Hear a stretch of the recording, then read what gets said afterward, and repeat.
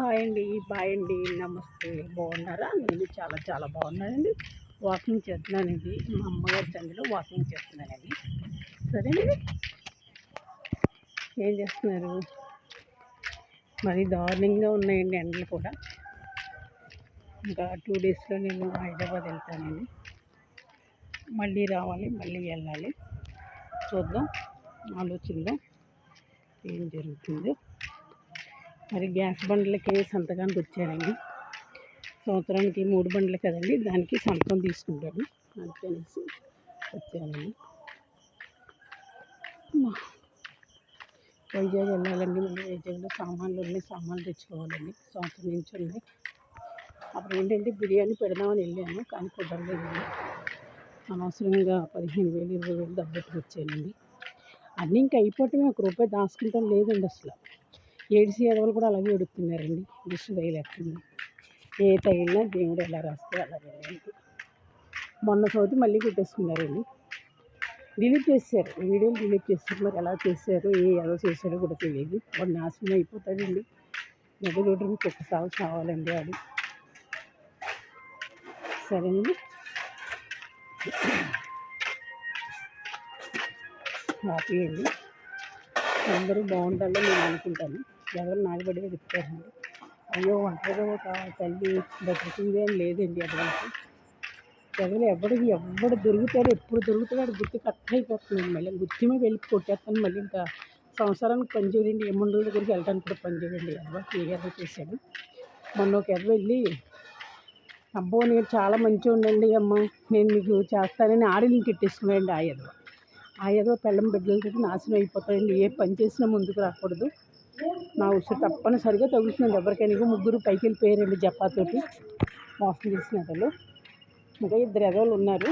వాళ్ళు ఇంకా భక్తులు మాలని అలాగా దేవుడు చూపించినాడండి. ఏ దెబ్బ తగలకుండా. కంగారు పడద్దు. ఇప్పుడు మళ్ళీ నా వీడియోలు డిలీట్ చేసేసారండి. ఏ లంజాకుడికి ఏ లంజకుండా చేసిందో మరి తెలియదండి. వాళ్ళకి ఉంటాయి తిప్పలు. ఇప్పుడు నేను మా అమ్మగారి ఇంటికాడ సంధిలో వాకింగ్ చేస్తున్నానండి. వాకింగ్ చేస్తా మాట్లాడుతాను. ఇప్పుడు కూడా ఒక మనిషిని ఇబ్బంది పెట్టకూడదు, నాశనం చేయకూడదు. నాశనం చేసిన నాశనం అయిపోతారండి. సరేనండి.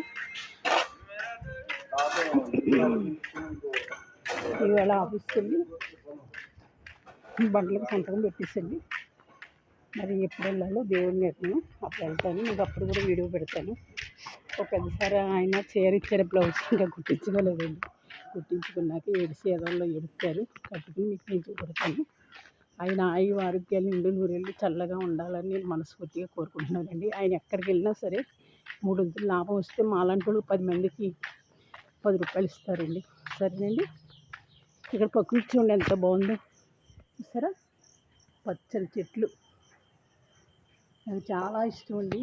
అంటే మా అమ్మగారి అంటే చాలా చాలా చాలా చాలా చాలా చాలా ఇష్టం. సరేనండి.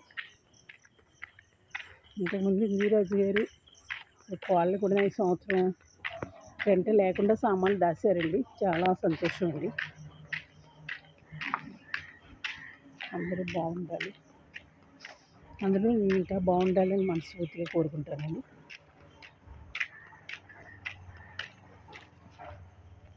సరేనండి. హాయ్ అండి, బాయ్ అండి, నమస్తే. నన్ను చూసిన వాళ్ళు అందరూ కళ్ళు వదిలేస్తారండి. ఎందుకో నాకు తెలియకపోవడం. దీంట్లో ఏం తప్పు ఉన్నది? పల్లెటూరులో కదా, సిటీలో అయినా సరే వాళ్ళు వేసుకొచ్చండి. నన్ను నేను వచ్చేటప్పటికి ఏడుస్తారండి. మరి అదే నాకు అర్థం కాదు. ఎవరిని లెక్క చేయకండి. నేను నా ఇష్ట ప్రకారంగా నేను అడుగుతాను. నా ఇష్టం వచ్చినట్టే హ్యాపీగా ఎంజాయ్ చేస్తారండి. సరేనండి. హాయ్ అండి, బాయ్ అండి, నమస్తే.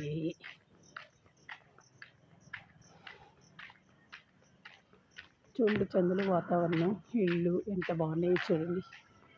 సరేనండి. హాయ్ అండి, బాయ్ అండి, నమస్తే.